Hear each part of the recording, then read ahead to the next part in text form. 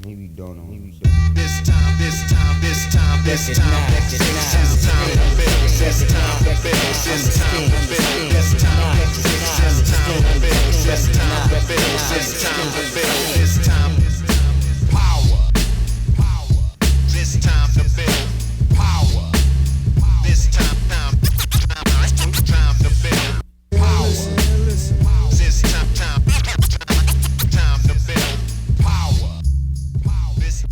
What's up, everybody? I'm your host, Chris Hampton. Welcome to episode 154 of the Power Company Podcast, brought to you by PowerCompanyClimbing.com. I am still here at home in Lander, Wyoming. However, I'm getting packed up today and headed to Chattanooga, Tennessee tomorrow, where our very first Empowered seminar will be starting at the end of the week. This seminar is for the self-coach climber. We're just hoping to give the tools to coach yourself, to continue your progression. That's the whole goal of this thing. And frankly, it's step one in a much larger plan. My big dream here is to build something that can really give back to the community, and this is step one.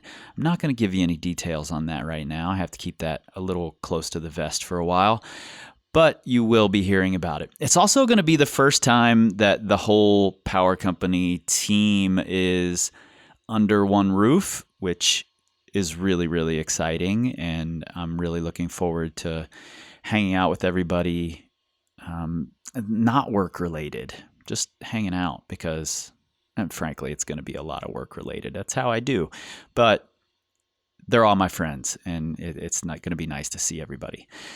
It is also the end of the year, 2019. We're moving into a new decade, and this has been our biggest year yet for the podcast. So huge thanks to all of you who have been supporting, who've been sharing what we do.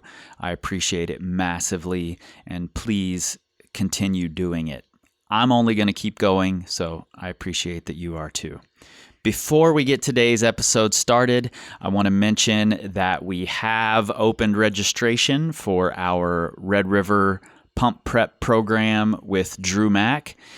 This is a training plan that Drew and I built together based on the way that he trains for the Red River Gorge, which has obviously been incredibly effective, and based on my thoughts on training for the Red, which is something I've done myself a lot, and I've trained hundreds of climbers to perform well in the Red River Gorge. So between Drew and I think we have a pretty damn good handle on how to train for Red River climbing. So if you've got a spring Red River trip planned, or to any pumpy area, Maple, any Kalymnos, anywhere where you're going to be getting pumped on steep climbing, this plan is going to be a game changer for you.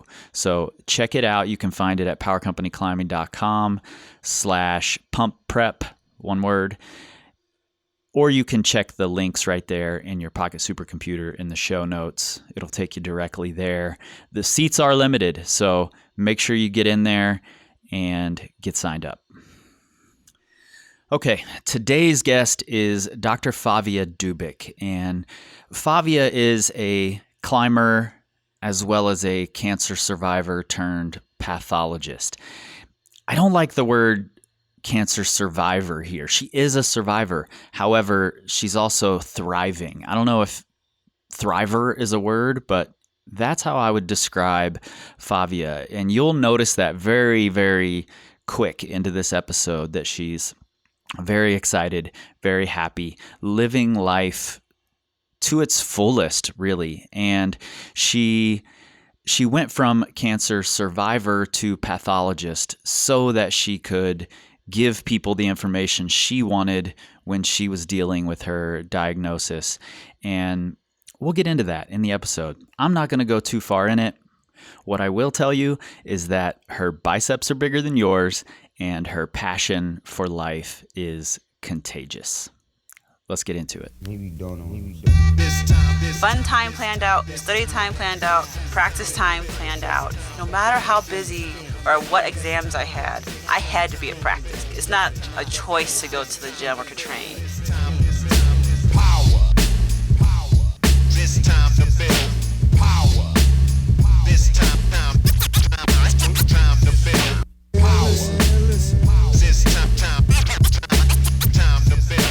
power. I don't think you can fake the mean voice. You just have to. There has to be a reason for it. I think so.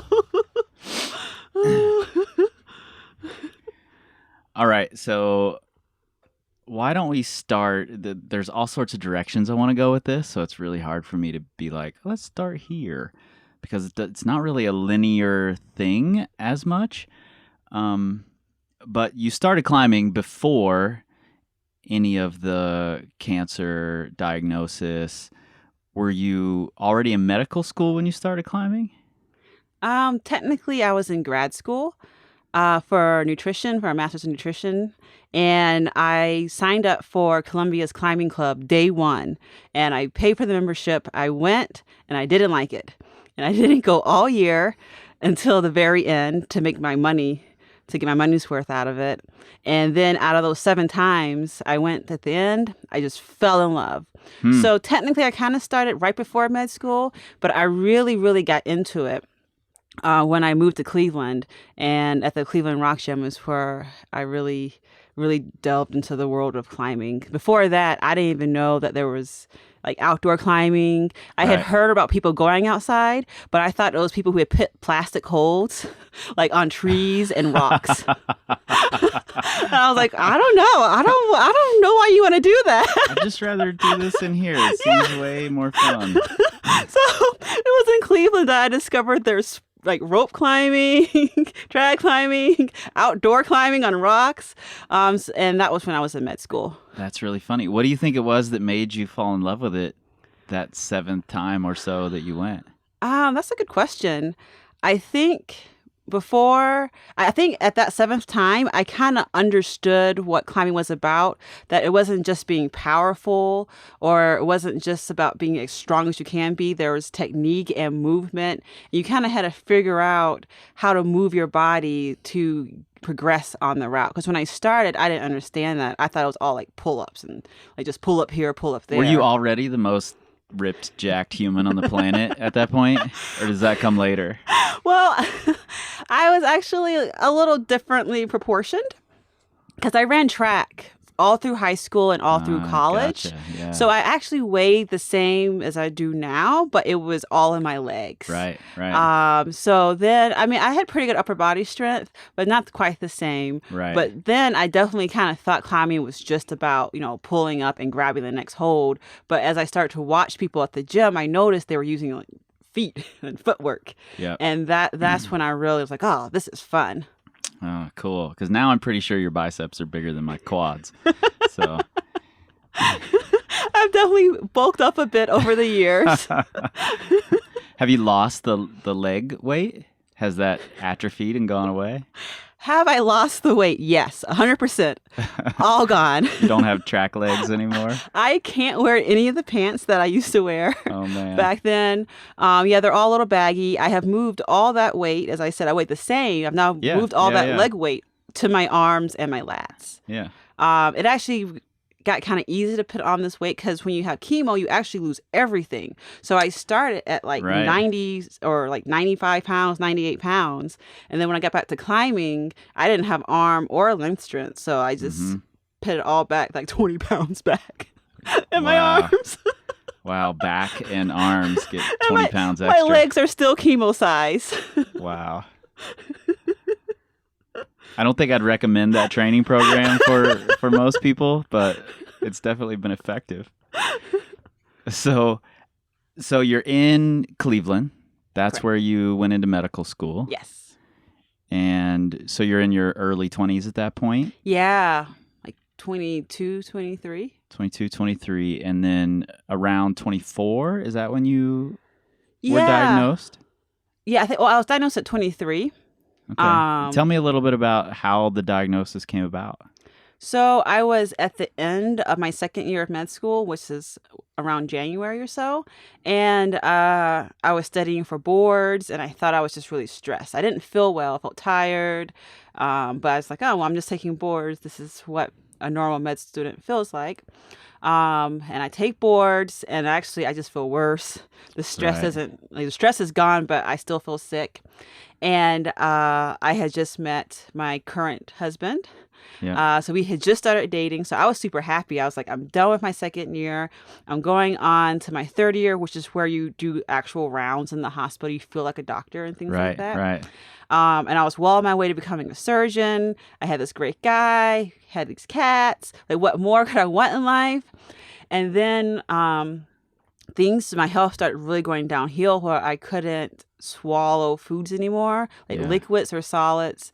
I couldn't put away laundry because when I would lift my arms up, like my chest would just compress, and I couldn't really do my like activities of daily living anymore. I had to sleep straight up because if I lay down, I would just be gasping for air. So I went to doctors. You're saying this like you went through a lot of things before you went to the doctor. What was that timeline like to be able to realize, oh, I can't do laundry. I haven't been able to eat this week. What was that timeline? Oh, well, that's a very good point. So I started feeling sick around January or like late December, but the inability to breathe and swallow, that came around May. So it's Okay. kind of a slow progression between January and May. And I had been going to the doctors, but they had just kept saying I had allergies, I had asthma. Right. They didn't think I had anything serious. I even mentioned that I thought I had lymphoma because I had just learned about lymphoma in med school. And they were like, every kid who learns about lymphoma thinks they have lymphoma. You don't Right. have lymphoma. Except Yeah. for I was the kid who had lymphoma. Right. So, and then finally, actually, I started having problems with my vision. And that is when the doctors who said I had asthma were like, oh, you might have a brain tumor. So they actually sent me in for like an MRI of my head. And I didn't think that for some reason. So I switched doctors and they ordered a chest x-ray. And then they saw this 13-centimeter mass in my chest. Right. So during the head MRI, they found nothing. Well, I didn't even go to You that. didn't go. Okay. I was like, I need a Smart. chest x-ray because I am coughing and I can't breathe. Right. And this is here. It was just, part of the symptoms of the cancer is that it was, I guess, compressing some nerve. Hmm. And then, then I went and they said, you have this big mass. And they said, there's this nice timeline. And this is how it all works. Like I think they told me on a Thursday maybe. And they said on Monday, you'll go in to get your biopsy at the hospital. A couple of days later, you'll get your diagnosis and you'll start chemo within a week. You'll have 6 months of chemo and you'll be good as new. Right. They make it sound all planned out and easy. That is not what it was like whatsoever. The first biopsy went really, really bad. First, the tissue they got was dead, so they couldn't make a diagnosis. Couldn't tell what it was. But then I had almost every side effect you could think of. And one of the more serious ones was called SVC syndrome, where you have clots everywhere from your chest up. So I looked like a big marshmallow kind of. I was really, really swollen. Oh, wow. And so at this point, I think they had discharged me for a day swollen. And then when I got home... Different swole than you are now. Different swole. Yeah, bad. Different swole. Bad swole. And I looked in the mirror. I was like, why am I so huge? So I went to the emergency room and they said, oh, you have SVC syndrome. So I Googled it, went on Wikipedia. I never heard of it. And they said 95% of people die with it. And they're just throwing it out there. And they left the room. And I'm like, oh man. Hope I'm part of that 5%. Yep. Luckily, actually, people die from it because they're usually really, really sick. They're older and don't have Right. So it's usually other things that kind of kill them. It becomes a complication. Yeah. So I survived. But I had to get 2 more biopsies after that, which also had really bad side effects where fluid went in my lungs and my heart. And so I had to have emergent things like tubes everywhere. It actually took a whole month for me to get a diagnosis. So it wasn't all cut and dry. It was not You're that gonna get your 2-day diagnosis turnover. on Monday, right? Yeah. Shit. So what was the diagnosis exactly? Hodgkin's lymphoma. It was stage 2B. So it's on the advanced side because when your mass is that big, then it's considered a more dangerous Is that cancer. something that grows gradually? So Yeah. over that time when doctors were telling you asthma, allergies, Yes. all of that, it could have been an easier process had it Yes. been caught. I think about that a lot. Yes. Okay. And then you get the diagnosis. At that point, with the mass grown to that size, what's the outcome look like? What are doctors saying? What are you finding out? What's supposed to happen? So the outcome is pretty good. Despite it being an advanced disease, Okay. we have pretty good treatments for Hodgkin lymphomas. So I actually wasn't concerned about dying at all Okay. at that point. Yeah. I was really, because I didn't feel all that weak. I was just so hopeful, and I just thought like, oh, because the doctors also said like, oh, you just take chemo, you feel tired.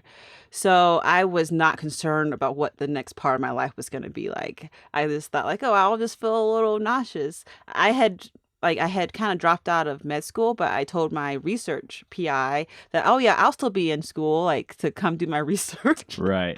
Because in med school, we kind of learned that Hodgkin's is like a good one. So I actually wasn't as concerned as I should have been.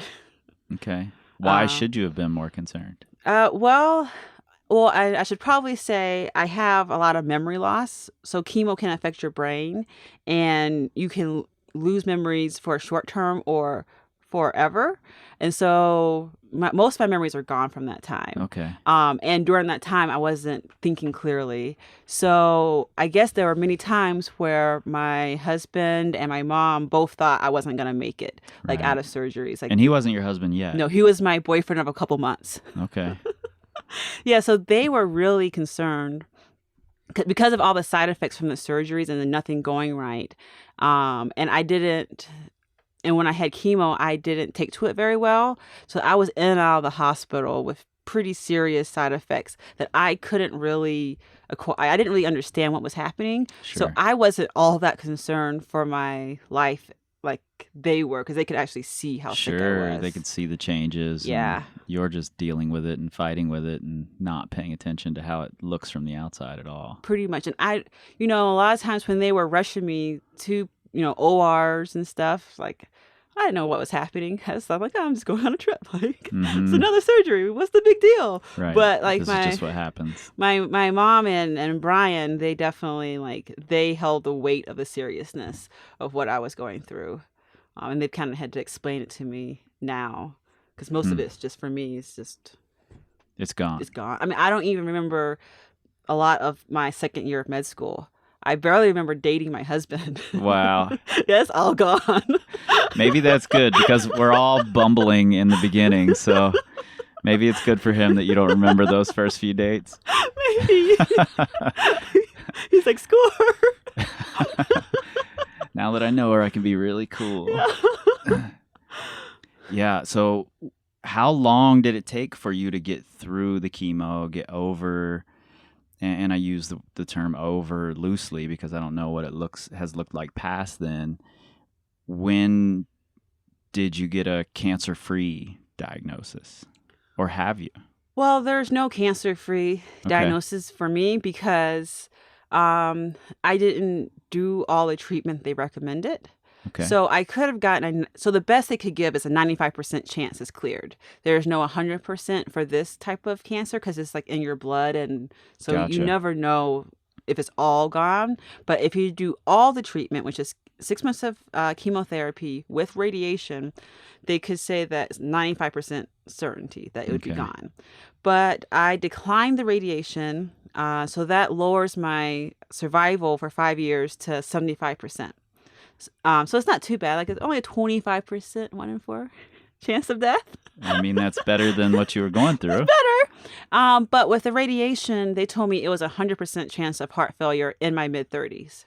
Oh, wow. Yeah, that doesn't even sound like a decision to me. No, There's no no. way. Although they said if the cancer does come back, then I have to get radiation. Otherwise, I won't be able to survive with just chemo. Gotcha. And how So long ago was that? How old are you now? I am 31. 31. So I have now made the 5-year Right. cutoff. So like I should be good. The rate for recurrence after the 5 years is just really low, like 1-2%. So now it's pretty unlikely that I'll have a problem with that cancer. But unfortunately, chemotherapy causes leukemias. Gotcha. So in another 10 or 15 years, I have to be concerned about getting another cancer because of the treatment I got. Right, right. Yeah, I've heard that having cancer once makes you more prone to getting other types of cancer. It's very unfortunate. So, was Brian a climber before? Was he a climber when all this started, or were No. you just climbing a little I was a bit? climber. He gave it a good effort. Like he would come on climbing trips with me. Okay. Then I actually wasn't climbing too much because I didn't feel good. So we actually had a lot of time to do non-climbing things. Right. Because I just couldn't really Oh, sure. It was climb. really early on in your relationship that this Yeah. happened. So, But afterwards, after I came back, he actually climbed once a week for a year before he retired. yeah. Okay. I think it's cool that you two can maintain that, and I'd like to get into that later. And I'd also like to get into the cats you mentioned, and the massive amount of pets that you have. But how was it coming back to climbing after having totally atrophied, been sick for months, and gone through all this chemo? Coming back to climbing as a former athlete, how did that feel?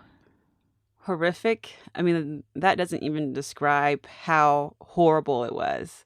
I guess most of my self-esteem throughout my life had been based on being an athlete. Right. And so losing all that, it was really hard to figure out like who I was and what I was doing.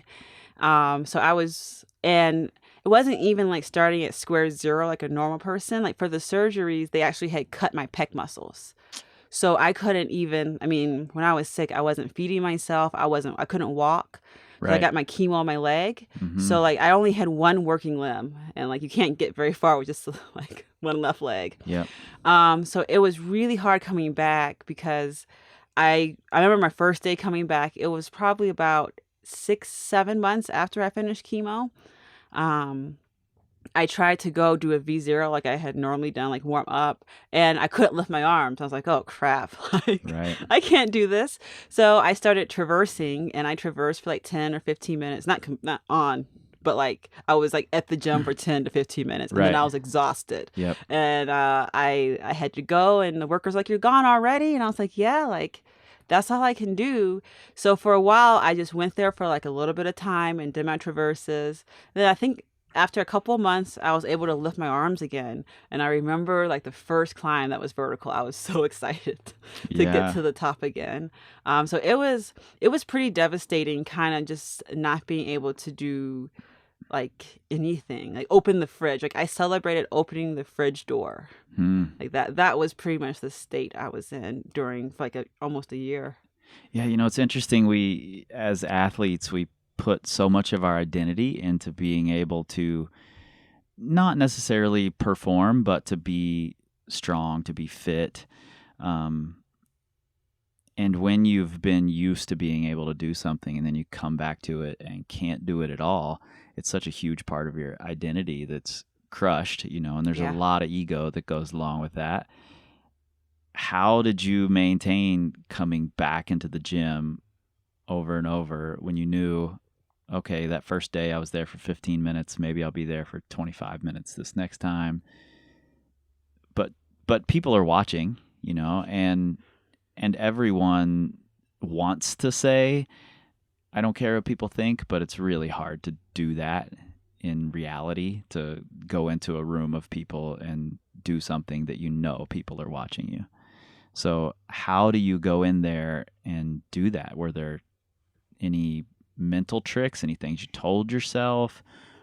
What was going through your head then? I probably didn't go about it the best way. The first time I did go, like when everybody went, and then it was just they're all like, "Well, you can try this V4, try this V5," and I was like, like, no, I'm Yeah. gonna try to maybe lift my arm up over here." Right. And so that was really, really hard. So what I did to overcome that was actually I switched the times I went.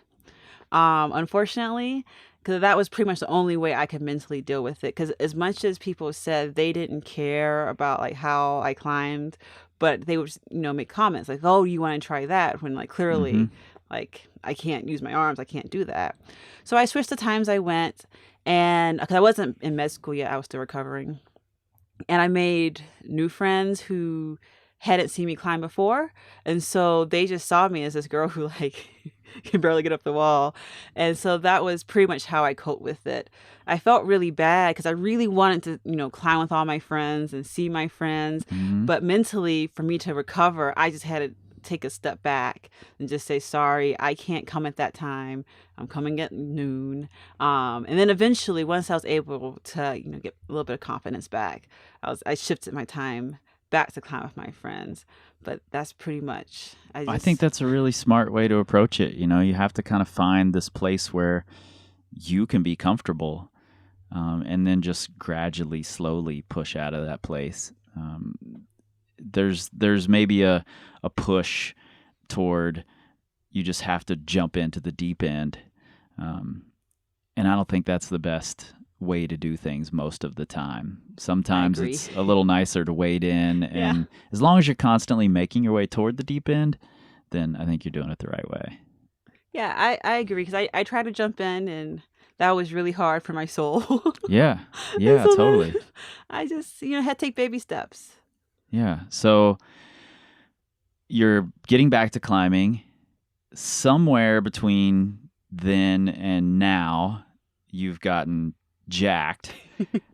How does that happen? Talk to me about that. Were you just like, as soon as you were able to climb, you're like, all right, I need to lift weights. I need to get a lot stronger. Was it like this vengeance that you put forth? That's a pretty good way to describe it. Okay. Once I was able to, like, the first hump was just using my arms again. And there was no speedy way around that. Like, I just had no pecs and I just had to let those scars heal first. Mm-hmm. So there was no way around that. But once those healed up and I could use my arms, I wanted to get back to being as strong as I was before.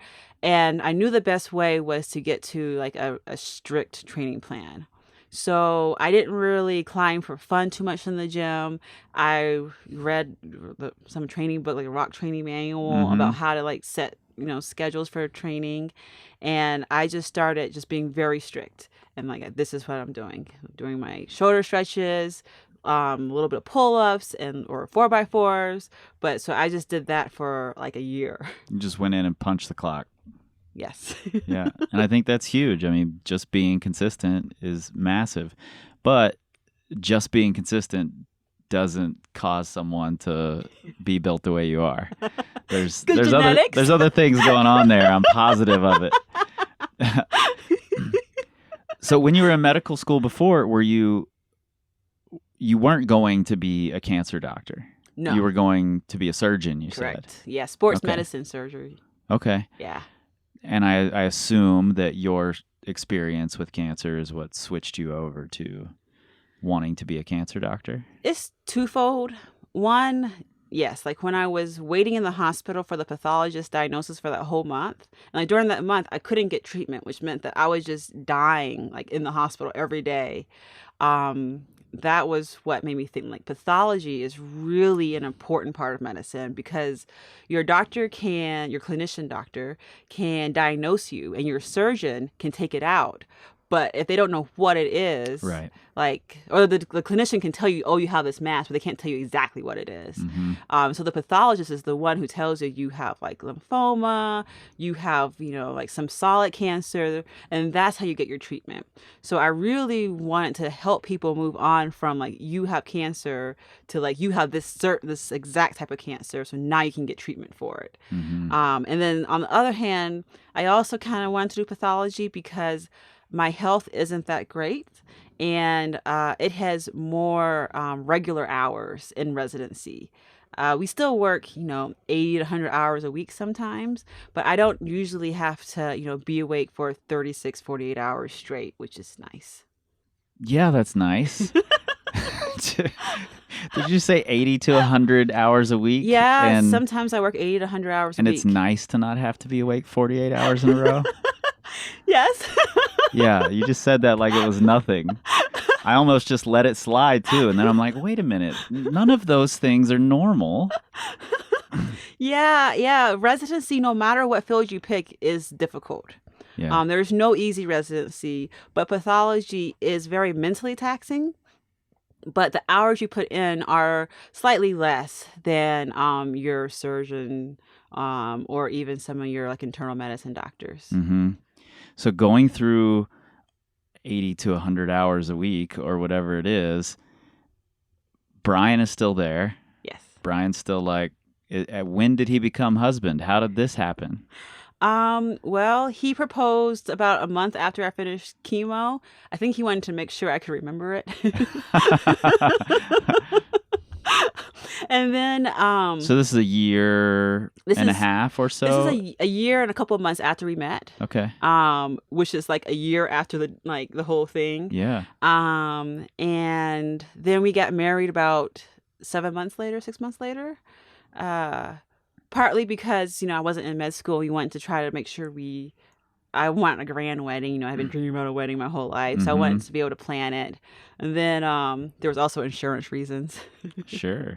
Because we actually, I was on my parents, and then I needed to switch over, but I was too old. Yep. So we had to make sure that we were married by a certain time. Yep. So practical reasons as well. So he waited until you got married before he retired from climbing. No, he actually he retired while we were climbing and while we were married, like, because one of our presents was a membership to the gym, to our local gym, the Cleveland Rock Gym, and you got photos in your wedding dress. Yes. Yeah. And so we made sure to use that membership up, but then after that, he comes on climbing trips, but he doesn't climb too much. He's a mountain biker. So it's nice those two go hand in hand. So we can go to the same place, and we just say like, meet up at approximately this time at this place. So we know the other person isn't horribly injured, bleeding to death on the side of a trail. Well, this is what I think is really interesting. Like, I first noticed you and wanted to talk to you because of the cancer survivor coming back to climbing. But then there's also this ridiculously busy life that you have of being a pathologist. Is that the correct term? Being a pathologist. Your husband is not a climber, which can make it really tough for a lot of people. I have a lot of clients whose spouses aren't climbers, and it's tough for them to go on climbing trips or get out climbing. And then you also have approximately 400 cats and dogs, and that takes up a lot of time. You know, so talk to me about all of this. Why are you adding pets, adding all of these things, and not only why are you doing it, but how are you so good at managing it all? How does that happen? Well, I think I've been able to manage it because when I was in college, I really had to learn time management skills because I was pre-med plus environmental science and public policy, which is one of the majors that has one of the most classes you have to take. And I was on the track team. Yep. And so to do all three of those things, I had to make sure I had everything planned out. Fun time planned out, study time planned out, practice time planned out. And it also, because no matter how busy or what exams I had to be at practice. Like there was no option. Like at 3:30, I had to be at that track. And track practice, was till about 7. And so like that time it wasn't flexible. And I've kind of carried that throughout the rest of my life. Like, it's not a choice to go to the gym or to train. It's like I have my Coach G there saying like, you better go. Yep. No matter how tired you are, no matter how tired I was in college, you had to go to track practice. Like even if you were kind of like if you were really really sick, you could stay home. But if you were sick, you still had to go to practice and just stay on the sidelines and not exercise. So I wasn't able to use being tired as an excuse not to work out, and I don't let myself use that now, even though I don't have anyone making me go to the gym. So I really contribute my time management skills to being on the track team and pre-med and all those type of things in college. I think it's interesting that we start talking about time management and you bring it straight back to athletics. Like this is a big part of how I learned to be able to juggle all these tough things in my life that I've got going on. Well, because sports are the best. I agree completely, but I just think it's interesting that that's where it goes instead of, oh, well, med school was super busy and I had to learn how to put all these things on a calendar and stick to it. It was all about track, and Coach G is going to yell at me if I'm not there, so I need to be there. Yeah, I've always been in my mind an athlete first. Although like I've been good enough at school to, keep progressing, but like my main focus my whole life was like, I just wanted to be the best athlete I ever could be. So I think that's why everything always comes back to sports for me. Yeah, I have to know this. On your website, and I want to get into this a little bit, on your website, you talk about the scream that you have when you're trying hard. Did that exist in track? Is that there anywhere? It did exist in track actually, but it wasn't while I was running. It was when I cheered for my teammates. And we actually had a team meeting to discuss whether or not I was allowed to scream at meets.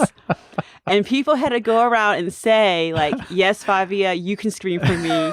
Or no, Favia, you cannot cheer me on. Oh, that's amazing. No way. Yeah. What were most of the answers? There were mostly no's. Oh, no.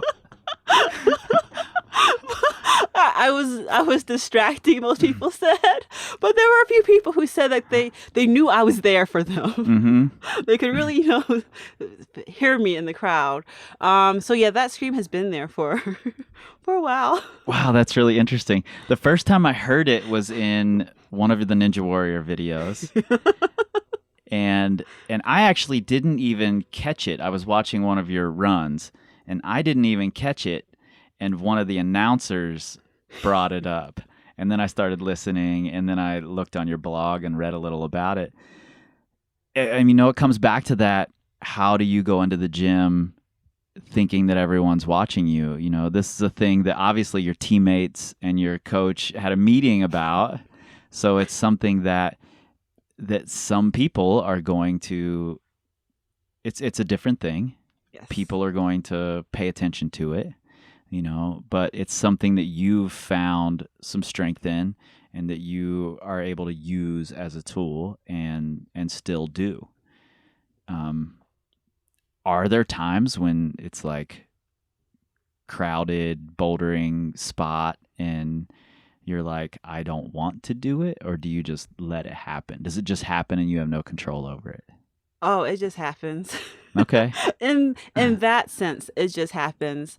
Like in ninja, or if I'm climbing and I'm really terrified, like that's just the terror leaving my body. Okay. And that's how I deal with being just ultra. Is it always terror? Always. Or is it just try hard? There's a different scream for if I'm trying hard. It's more of a grunt, and but both of them hurt my throat. Like I have a horrible sore throat afterwards. But that scream is always terror. It's just pure fear. And you just push through it. That's your way of pushing through it. It's leaving. But it comes right back, so I gotta scream again. That's really interesting. I had a climbing partner years ago named Alexis. And she cried a lot on routes, but she would keep climbing. And we would always jokingly make fun of her until one of my other partners said, you know what? I think Alexis is braver than all of us because she thinks she's going to die on every single route she climbs, but she just keeps climbing. She doesn't let it stop her. If we think we're going to die, we stop. But this is you're terrified of these things, but just keep pushing through. Yeah. I always think I'm going to die a lot, actually. So ninja courses scare you more than cancer did. Is that what I'm being told here? Well, yes, actually. but in the scheme of things, I have all my wits about me now. Yeah. But yes, ninja obstacles are probably the most terrifying things I've ever done in my entire life. That's really funny. And when I was reading your blog, I saw the name Traverse Girl, right? That's Yes. TraverseGirl.com. Yes, correct.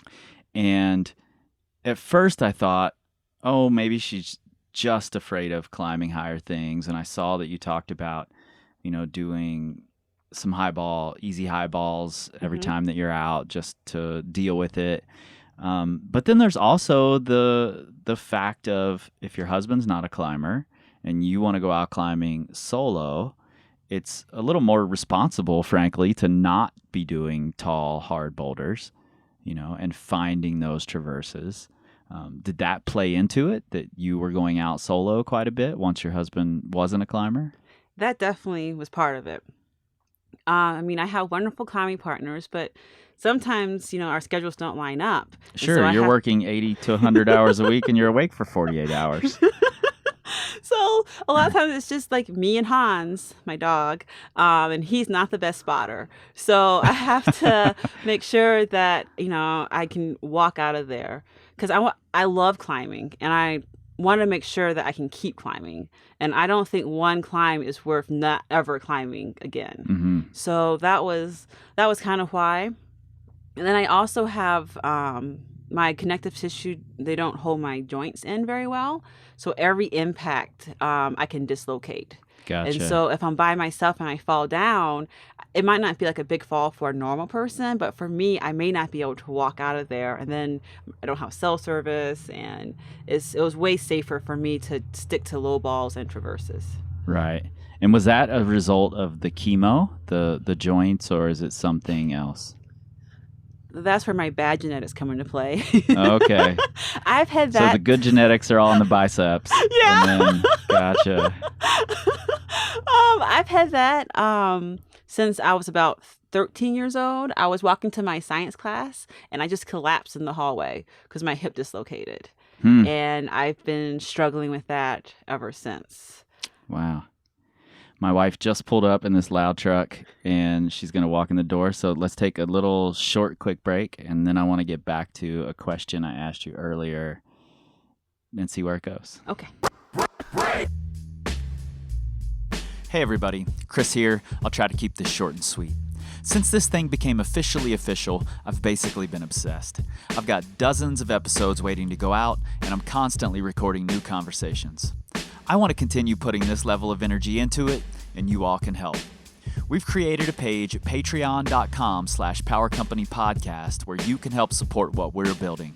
In return, even for as little as $1 per month, you'll get access to the brand new We Scream Like Eagles podcast, which includes tips from our guests, extra conversations about hot topics, and Q&As with your questions posed to our guests. If you think it's worth more than $1 a month, we've got other rewards available on top of the bonus episodes like stickers, ebooks, t-shirts, and training plans. So if you've been considering pitching in, now's the time. That's patreon.com/powercompanypodcast. Thanks a ton, and back to the show. Okay, so I sent you this question earlier that just popped into my head, and I don't normally send the people I'm talking to questions or ideas. I'd just prefer freestyling it. I prefer seeing what comes out. But it was such a weird question that I sent it to you because I wanted some time to think about it too. And my thought was, is there some sort of parallel between TraverseGirl.com, enjoying traverses? You've got these photos.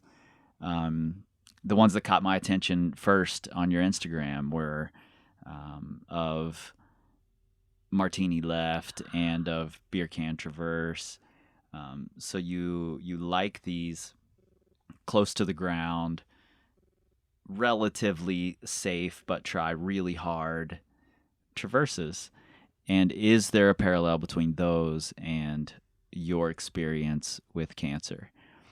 And I'm curious to hear your answer because I think I've gotten an answer in this conversation. So I'm curious to hear what you have to say about it. So that is a very interesting question. I never even thought about comparing cancer to traverses, but I think there are some similarities.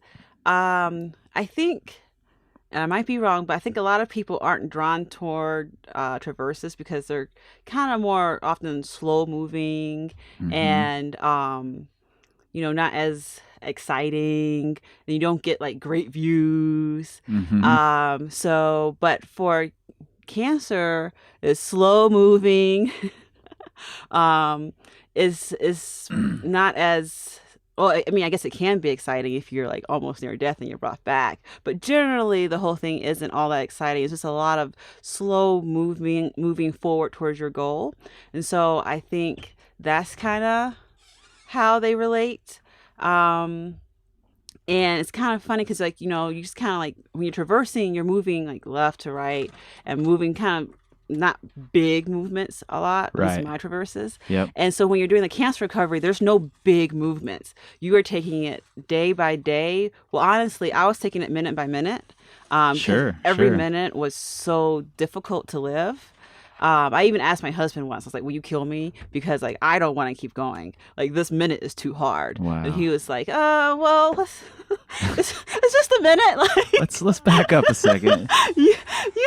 Hopefully you'll forget all about this in a minute. Think about the long term. You can make it. So like cancer recovery is definitely like very baby steps.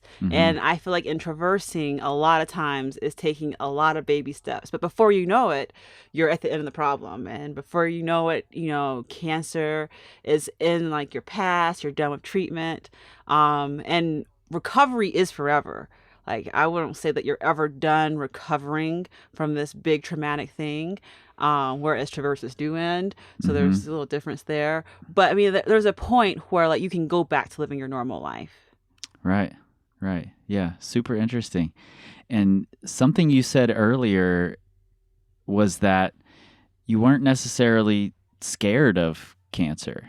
Like you were just like, oh, I'm getting through this. This isn't a bad one. And there was never time when you didn't have time to be afraid of it. You just were in it and you dealt with it. And now looking back on it, maybe you should have been more afraid or, maybe you should have been more concerned than you were. And when I was looking at your blog, it said, it mentioned that if you're going to be climbing solo and you want to find these things, and that triggered this idea that maybe it's because what you are able to connect to the two of them is that you can be solo. You don't have to be afraid of it. You're not afraid of it. You can still try really hard. You can still give all this effort, toward whether it's this move that's 3 feet off the ground, or it's I have to get to this appointment today. I have to go do this. It's going to suck. It's going to be hard, but I'm going to do it anyway. And I'm not afraid of it. It's just what I have to do, and something that I deal with clients a lot. I deal with it with my wife a lot and myself, frankly. And I think all climbers go through it is as we get higher and higher, we lose the ability to try as hard as we can. That fear stops us from giving total effort. And I think those, low to the ground roofs or traverses or whatever they are allow you to try really, really hard without fear. And maybe it's because you weren't afraid of the cancer. Maybe it's part of it that you were able to pull through and end up with biceps like you've got at this point. I definitely think you're onto something. I do like roofs I'm because stumbling into something, yeah, but I think I am. because I can try 100%. Like on Martini roof, particularly the left side of it, Yeah, I never have to be afraid. right. Like I can give every move 100% because there's no part of me is like, oh, like am I gonna die? Although I did sprain my ankle on it, so Oh, really? yes. Were you trying 100% or did you bail at some point and I, that's why you sprained your ankle? it was right. I was trying. It was right when I first started climbing. My first real outdoor trip here, and I tried Baby Martini, and there was no mat under my foot where I fell, and Mm, I like tried to move, and I was trying all my 100%, and like I hit my ankle. So despite knowing that you can still get injured on these low ball roofs, I still give it 100% because I don't have a fear of any like major injuries. right. And honestly, I don't recover very fast Mm, anymore um, because the chemo has weakened my immune system. Maybe permanently, and I like any normal injury like a regular person gets, it takes me like weeks longer or months longer to recover. So I have to kind of think of like I want to climb tomorrow, and so I have to be a little more careful than some other people have to be, and so yeah. that's why I love Waco and all the low ball roofs. There's too many roofs here for me. I love the low ball roofs. I'm in my mid 40s and I don't want to fall from 15, 20 feet up. So Oh. I love the low balls. I'm in it. I'm a subscriber to your site now, so you just let me know where all the low ball roofs are. A lot of people, and I don't know if it's a lot of people. Maybe I'm just saying that because I've heard this so often. Um, when people go through something like cancer or any other life-changing disease, trauma, whatever it is, all that we hear about is this, I just want to live life to the fullest now. And rather than you like, I'm just going to travel the world now and live, you decided to be a pathologist, help the people who are coming along this same path that you had just come from. Which includes working 80 to 100 hours a week and being awake for 36 hours in a row, which sounds insane to me. But why? Why choose that?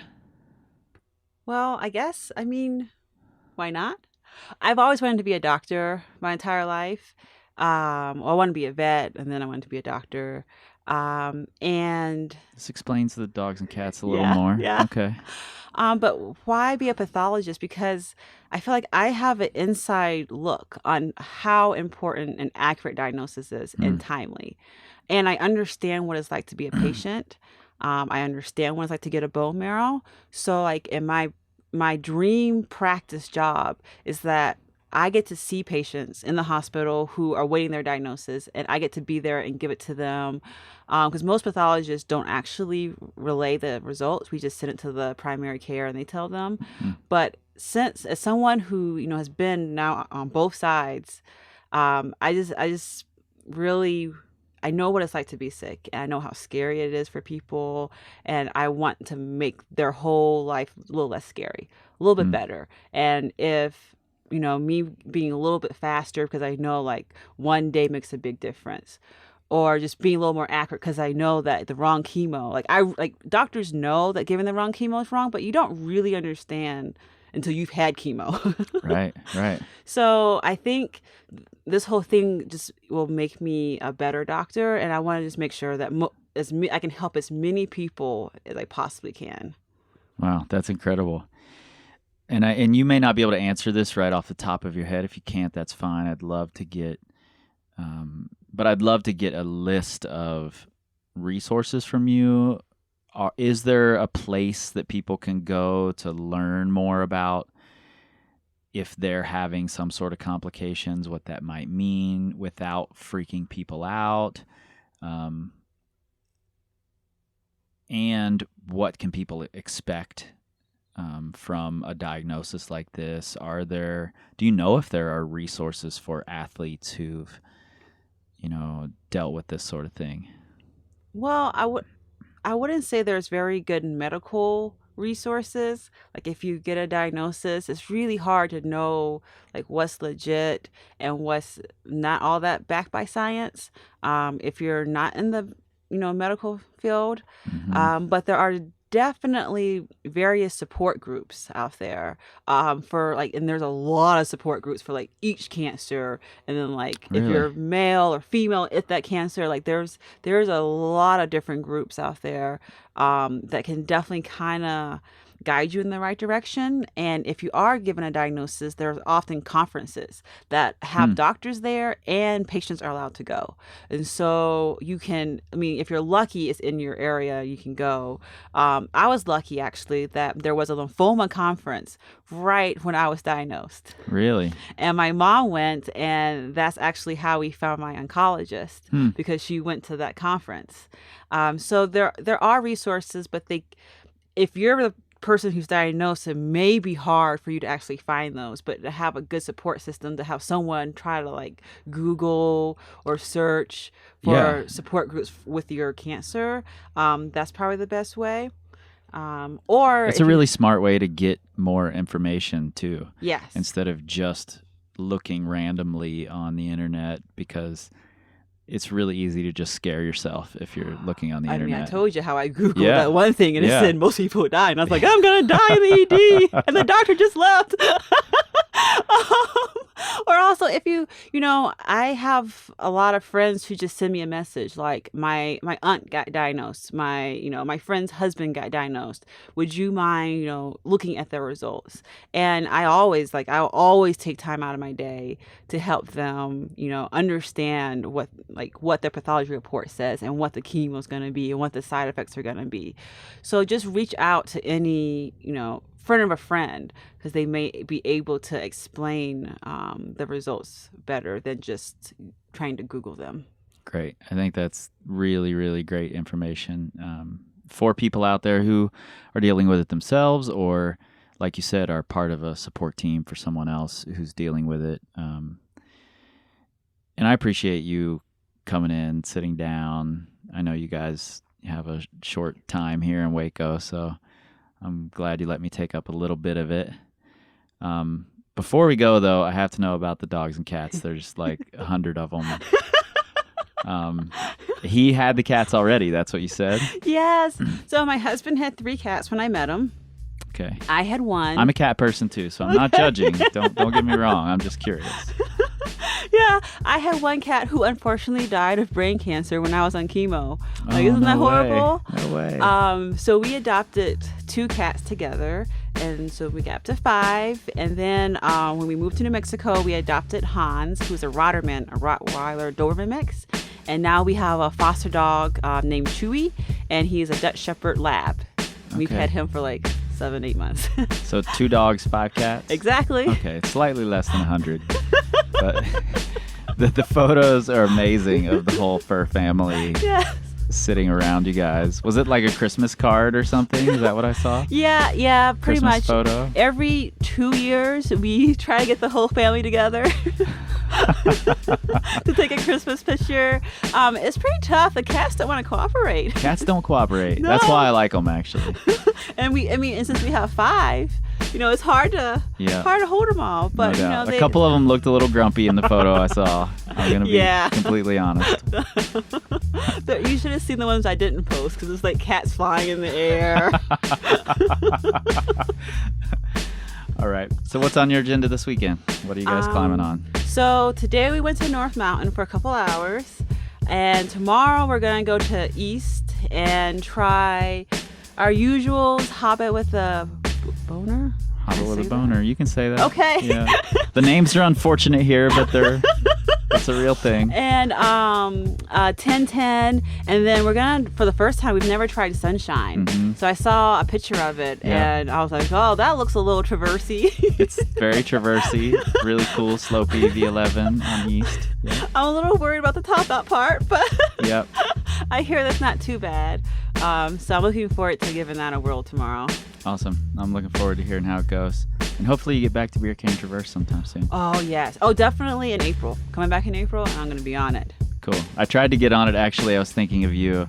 on our first day here, we were in there in the new meadow, and I was like, oh, that picture of her on it was cool. I'm going to go in there and try that thing. And the whole ground was just filled with water. All those Wacos were filled with water.